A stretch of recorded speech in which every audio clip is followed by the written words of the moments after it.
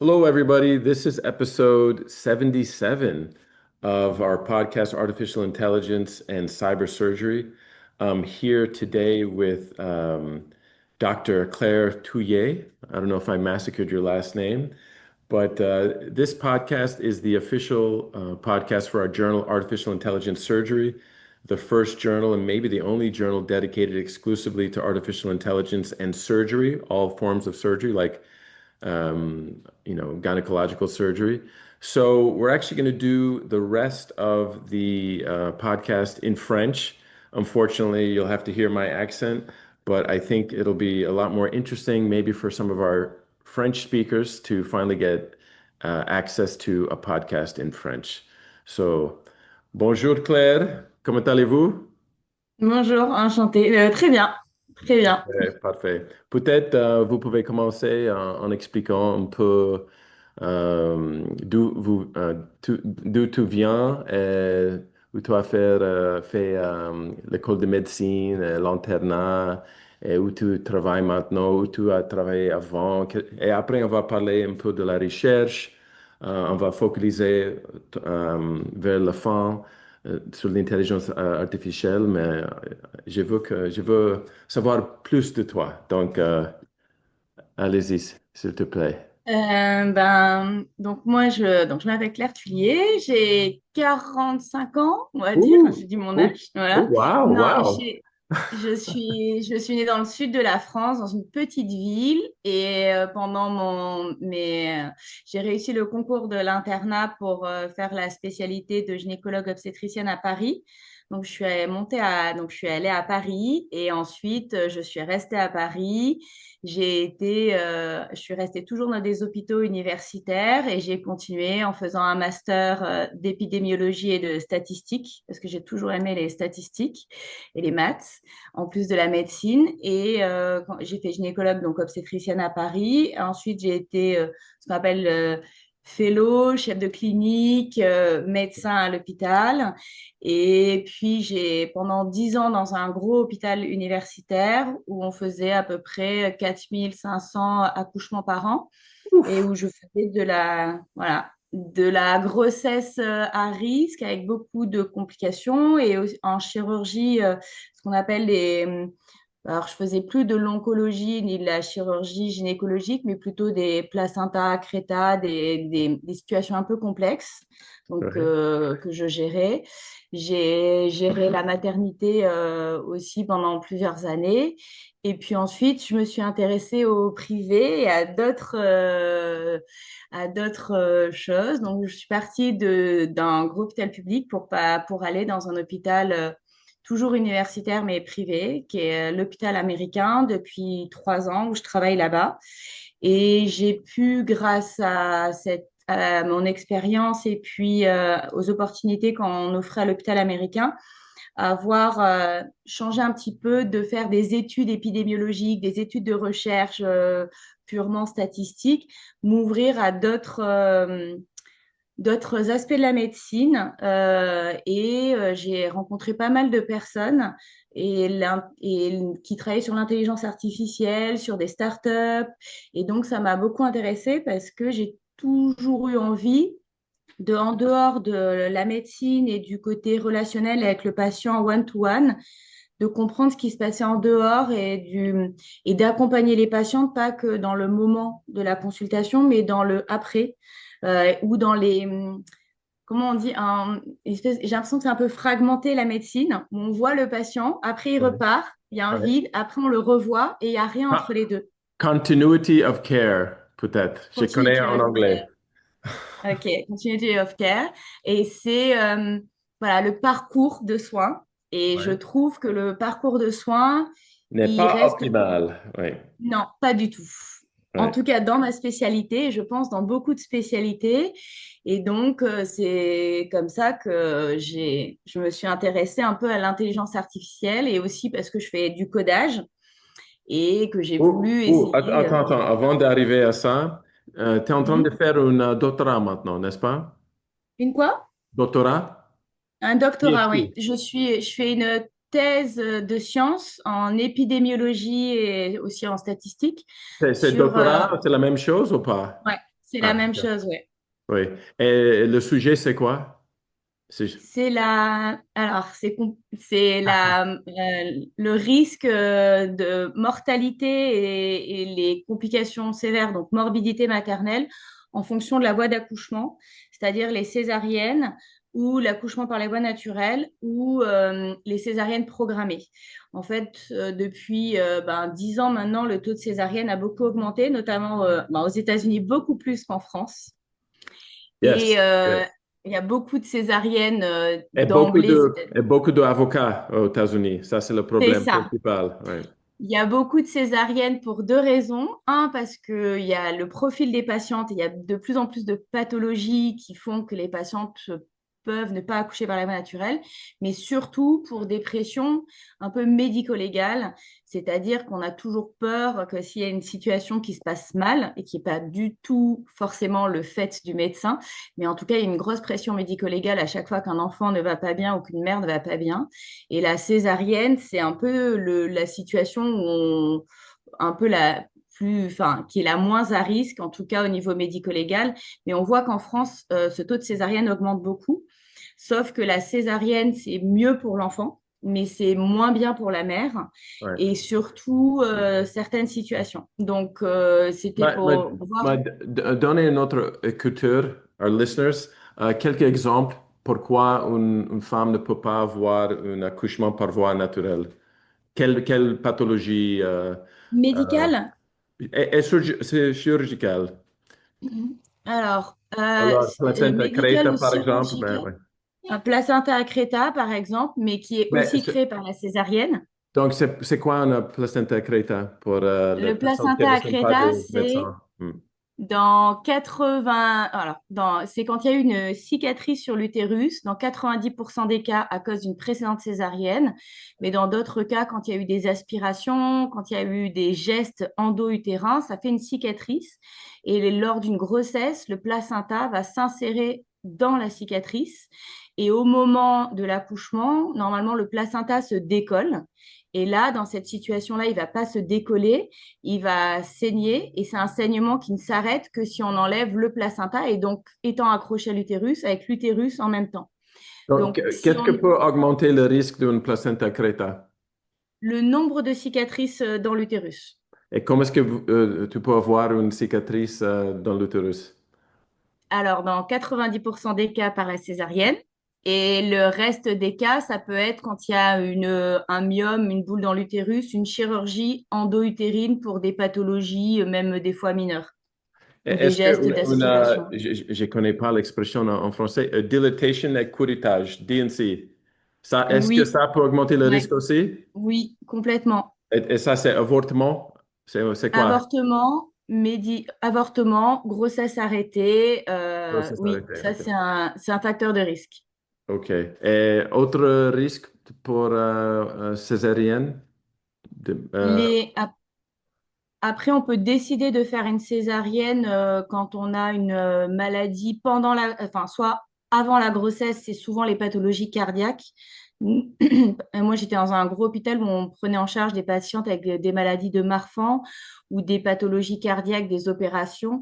Et ces patientes qui souvent ne peuvent pas mener la grossesse à terme parce que c'est ah, trop compliqué pour le débit cardiaque. Donc, souvent, on fait des accouchements qu'on décide de façon prématurée, par exemple pour la mère.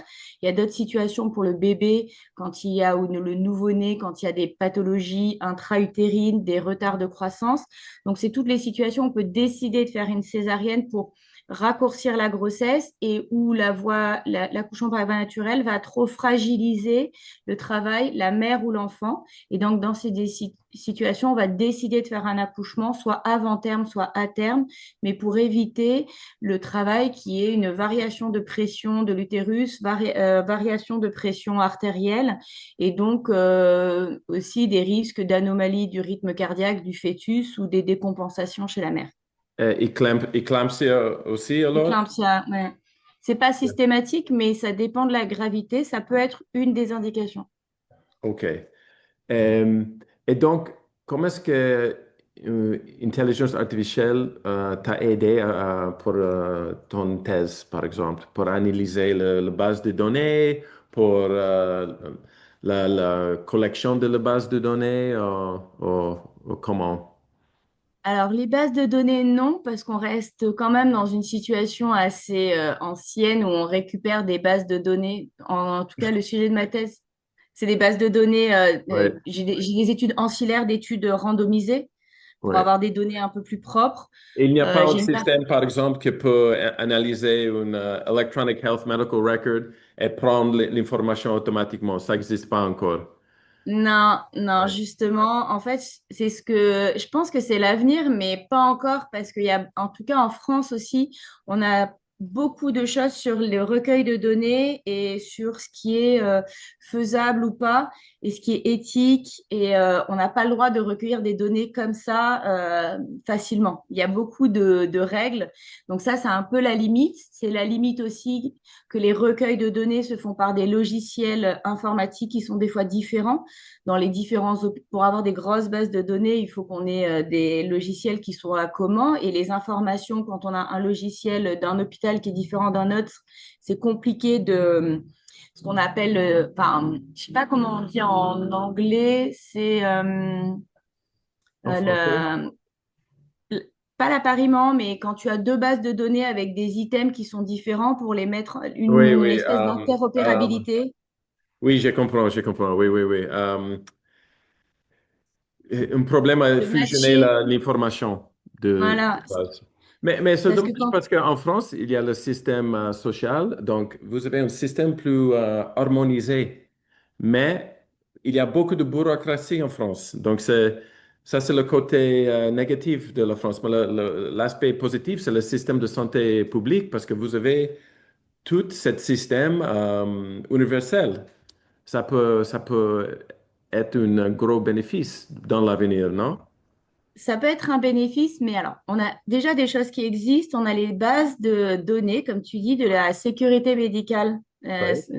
en France, qui sont, par contre, c'est que des codes. Donc, c'est des codes par rapport c'est que des codes par rapport à ce qui est consommé, à ce qui est fait comme geste, et donc, on peut pas toujours les rattacher à une situation médicale. C'est-à-dire qu'on a beaucoup de données sur par patient, les chirurgies qu'ils ont, les complications, on peut voir les médicaments qui sont consommés par rapport à une pathologie, mais on ne peut pas toujours apporter cette pathologie aux informations des caractéristiques de cette personne. Savoir si c'est une personne d'origine africaine, d'origine immigré, pas immigré, de savoir quel âge il a, si ça on le récupère. Mais par exemple, on peut pas savoir le poids ou on peut pas des fois savoir s'il a eu des antécédents médicaux qui n'ont pas nécessité de médicaments. Donc, et c'est souvent comme c'est des données comme ça que de codage sur des soins qui ont été faits ou des médicaments qui ont été récupérés à la pharmacie ou dans l'hôpital, c'est très compliqué du coup de faire des hypothèses. La deuxième base d'information qu'on a, ça s'appelle l'adresse. Bon, on a beaucoup de sigles en France.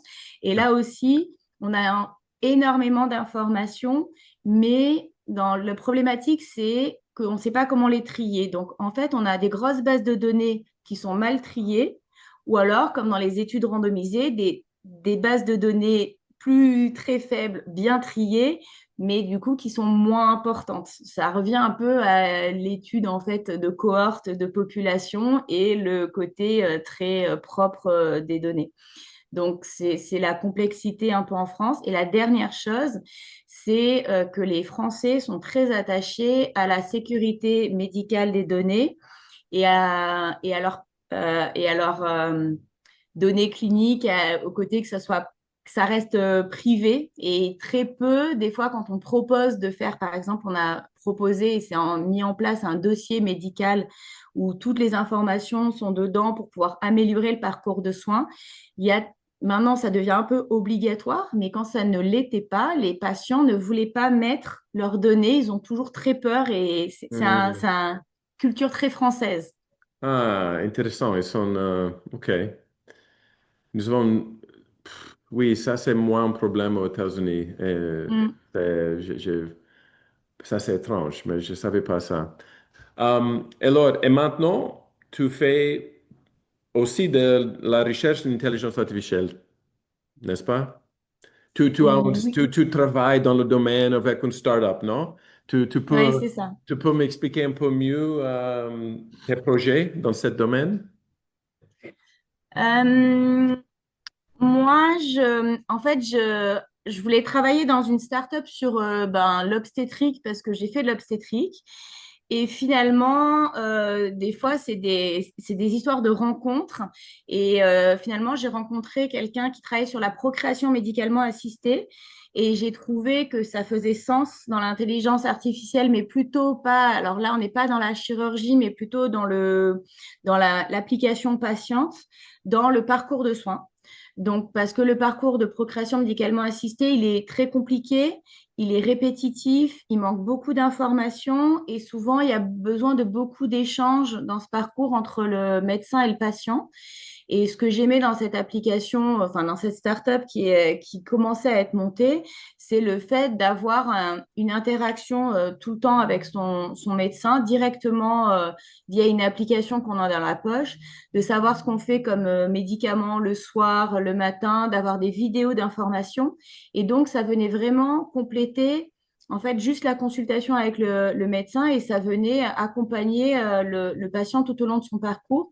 Et là où j'aimais l'intelligence artificielle, c'est-à-dire que on peut du coup récolter les données et pas seulement sur un hôpital, mais sur l'ensemble des patients qui ont l'application et des médecins. Et on peut du coup améliorer la prise en charge en évitant les erreurs médicales parce qu'il y a un système de red flag pour les médecins quand ils prescrivent le mauvais traitement ou qu'il y a une dose qui est dépassée. Donc là, je trouve que ça a tout son sens, Ouais. l'intelligence artificielle comme aide. Ah, Et bien sûr, oui. aussi parce qu'après, on peut récolter les données et voir ce qui fonctionne bien au point de vue médical et le confronter aux données cliniques.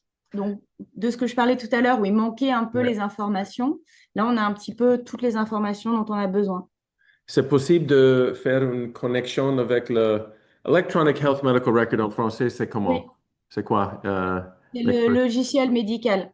Oui, Donc, est-ce que l'application peut être connectée avec le logiciel médical? C'est ça? oui, elle peut Donc, être connectée avec le logiciel médical. ah, génial. Et en plus, le patient doit ajouter de l'information ou c'est automatique? Non, il y a des informations qui sont apportées par le médecin et d'autres qui peuvent être complétées et modifiées par le patient. C'est ça qui est pas mal. C'est un dossier médical qui est partagé en fait, Oui. où le médecin remplit les informations qui lui sont utiles, Oui. mais il y a une partie qui est remplie lui par le patient lui-même. Donc, ça permet d'améliorer en fait souvent ce qu'on a dans les dossiers médicaux. Vous savez, on a une consultation en 5 minutes, le médecin il est sur son ordinateur et il va remplir rapidement pour optimiser sa consultation. Et Oui. souvent, il ne va pas aller dans le détail. Et le fait que la patiente, elle puisse remplir dans le détail les informations plutôt sur son mode de vie, qui sont tout aussi utiles, hein, surtout dans le parcours de PMA, ça va beaucoup aider. Donc, il y a ce fonctionnement-là qui est le premier fonctionnement. Et surtout, ce que j'aime bien dans la startup, c'est qu'avec les data managers, on a réussi d'avoir ce qui manque dans certains logiciels, c'est-à-dire ce qu'on parlait tout à l'heure, c'est l'interopérabilité, parce qu'il y a en France un logiciel de biologie. Est-ce que la procréation médicalement assistée, c'est beaucoup de prise de sang pour voir le taux d'hormones et des médicaments pour améliorer l'ovulation, etc. Et donc, il y a beaucoup de données de biologie qui sont dans un logiciel et dans 80% des cas en France, ce logiciel qui est utilisé par tout le monde est séparé du logiciel médical. Et nous, avec cette startup, on a réussi à mettre en place un système qui fait que les données sont automatiquement implémentées dans le dossier de la patiente.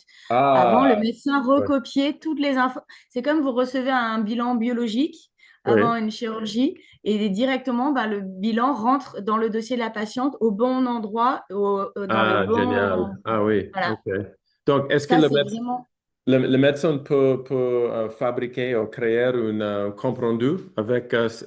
l'application aussi? Ah, Ouais. ah oui, ça c'est génial. Oui. Donc, la patiente, elle fait sa prise de sang. Le résultat va dans le Ouais. logiciel biologique et ce résultat dans le logiciel biologique se met directement dans l'application.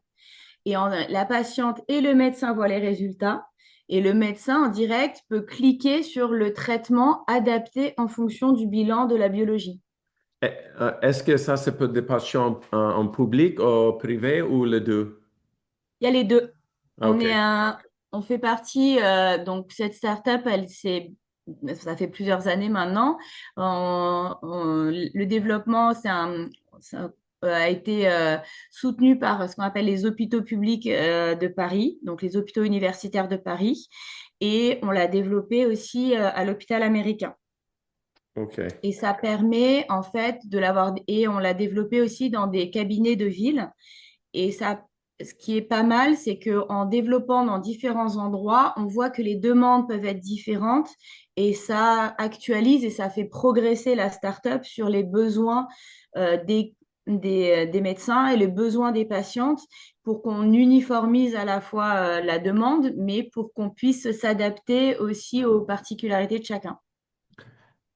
Est-ce que tu peux regarder aussi le régime du patient, l'exercice, de base, je veux savoir si le concept de integrative medicine existe en France ou pas. Et est-ce que c'est dans votre logiciel ou pas? Ben, là, tu me poses tout à fait la bonne question parce que moi, au-delà du parcours de soins, je suis à fond dans la médecine intégrative et Ah, effectivement, parfait. même Quelqu'un si, qui connaît la médecine intégrative en Europe. Donc, explique aux gens qu'est-ce que c'est la médecine intégrative. Parce que pour moi, c'est toute la médecine complémentaire alternative, mais avec recherche peer-reviewed, évidence. Que, que- exactement. OK. Donc, explique mieux en français pour tout le monde. Alors, après, c'est sa vision de la médecine intégrative, mais la médecine intégrative, après, dans chaque spécialité, elle peut être adaptée et différente. Mais pour moi, la médecine intégrative, elle s'adapte au mode de vie du patient. Et le mode de vie est complémentaire de la prise en charge médicale ou chirurgicale d'une situation. Et surtout, il faut d'abord comprendre le mode de vie du patient, l'adapter pour améliorer ce mode de vie, mais à chacun, mais de façon personnalisée. Pour moi, c'est ça.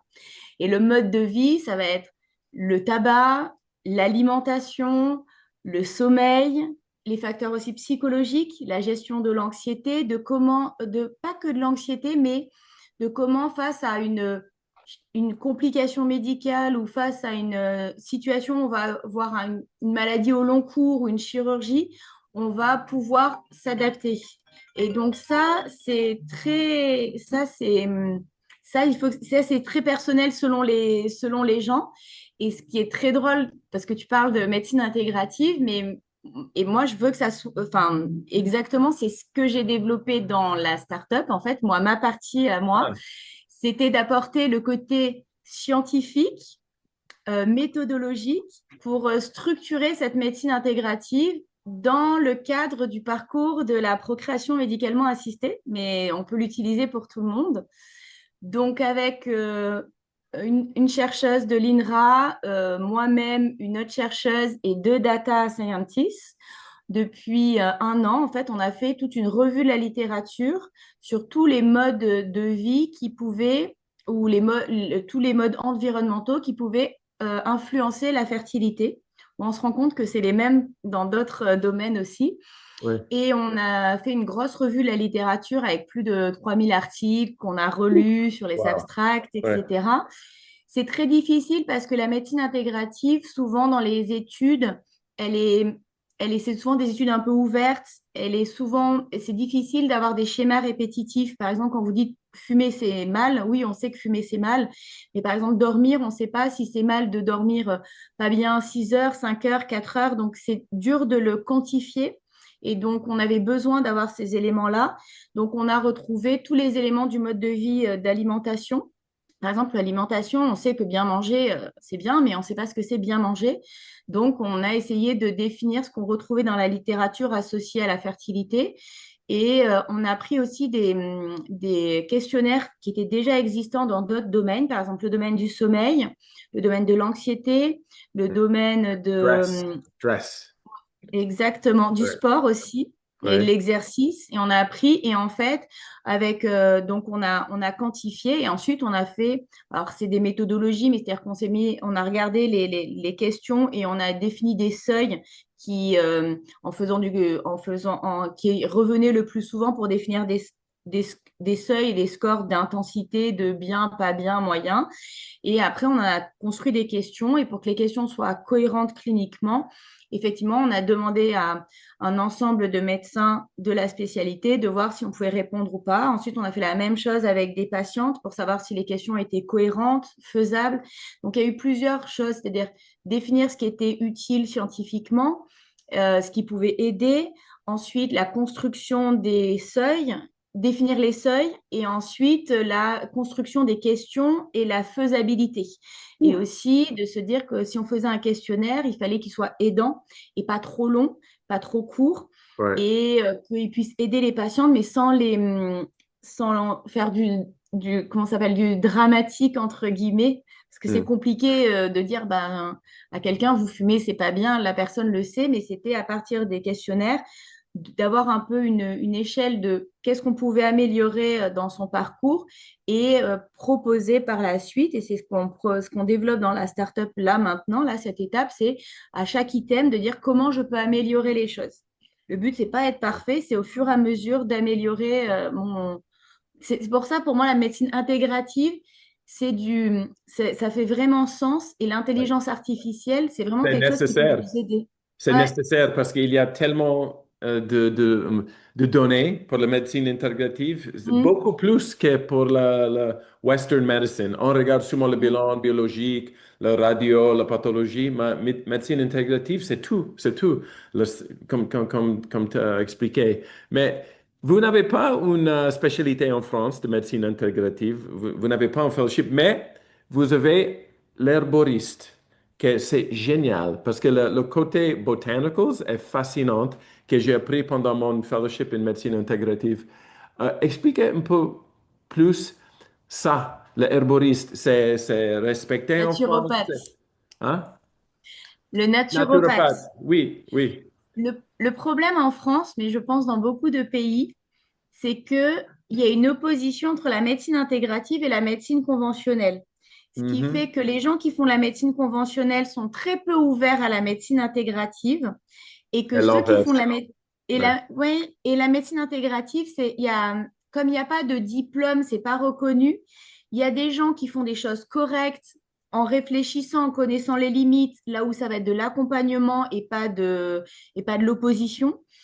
Et il y en a d'autres qui vont être complètement hors contrôle. Donc, en fait, du Ouais. coup, ça donne une mauvaise image de la médecine intégrative, Mais alors que pour il moi, faut un vrai diplôme. Tu dois, pour le médecin, il faut oui, une master's de 2 ans ou quelque chose, non? Mais ça n'existe pas encore en France. il y a ce qu'on appelle les naturopathes. Donc, c'est un diplôme, mais Mais c'est très. il y a le médecin et naturopathe Ouais, ensemble? on Ça peut faire existe. les deux. Et Ah, donc là où on se rend compte en tout cas, alors ça c'est marrant, c'est une étude récente qui montre que les gens vont de plus en plus consulter ce genre de personnes, mais plutôt oui, du côté médical, en disant comme ça, je sais que je vais pas aller voir n'importe qui, oui, et qu'il y a, par exemple, comme tu vois aussi pour tout ce qui est douleur articulaire. Avant, les gens, ils allaient tout de suite dire, ah, il me faut un médicament pour avoir moins mal aux hanches, etc. Et de plus en plus, on dit, ah tiens, je vais aller voir l'ostéopathe plutôt que le kiné, et puis je vais changer mon mode de fonctionnement. C'est quelque chose dont les gens prennent un peu plus conscience maintenant, ah, bien. mais c'est pas pour tout le monde. Et c'est vrai que la médecine conventionnelle, je trouve qu'elle n'intègre pas assez en complémentaire. Ça commence de plus en Oui. plus, mais pas assez. Parce qu'aux États-Unis, chaque centre de cancer, ça existe, Cancer Ouais. Center, chaque centre de cancer a division médecine Mm. intégrative avec un spécialiste dans la médecine intégrative. Mais par exemple, à l'hôpital américain de Paris, il n'y a pas toujours, il n'y a rien. Il n'y a même pas un naturopathe, ou il y a. Alors justement, il y a tout un. Alors en fait, c'était vrai, mais ça n'est plus le cas. Il y a tout un bâtiment en fait qui a été construit là récemment, et il y a tout un pan de la médecine intégrative qui est mis en place. Donc de plus Ah, en plus, par exemple dans le cancer, il y a un accompagnement avec des kinés. Alors c'est à chaque fois c'est que des gens qui ont des diplômes, ouais, soit des infirmières ou soit des médecins qui ont une compétence dans la naturopathie, dans l'ostéopathie, dans la kiné, d'accord, d'accord. donc tout ce qui est accompagnement de pathologies chroniques. Mais c'est plutôt structuré et je trouve ça plutôt pas mal pour Ouais. savoir quelle est la place de chaque chose et c'est proposé à tout le monde, mais c'est proposé dans des parcours de soins. Et même nous, en obstétrique, on a un complément où on propose dans l'accompagnement des grossesses, par exemple, quand il y a des douleurs, bah, de la sophrologie, de l'acupuncture. Ouais. C'est pas les plantes, mais c'est aussi c'est tout l'accompagnement du corps. Et que c'est pas juste le bébé à l'intérieur, c'est aussi le bien-être, l'accompagnement physique, la prise en charge des douleurs par un autre moyen que des médicaments. Oui, c'est un moment dans l'histoire intéressant parce qu'il y a l'intelligence artificielle, mais aussi la médecine intégrative. Mélanger les deux, pour moi, c'est la rêve. Et je suis trop content de savoir que tu es en train de mélanger les deux choses parce que ça, c'est vraiment l'avenir, à mon avis. Écoute, Claire, nous avons seulement quelques minutes encore. Est-ce que tu veux finir, disons, quelque chose sur ton parcours, ton hôpital, ton start-up ou Ben quoi? non, moi je pense que ce que tu disais c'est vrai, mais la clé de l'avenir, je pense que c'est garder les compétences médicales en fait d'utiliser les connaissances d'intelligence artificielle, utiliser les connaissances qu'on peut accueillir dans l'accompagnement. Et si on le fait de façon structurée, ça va être génial. Et moi, effectivement, on le fait à l'hôpital américain, donc je suis très fière de ça.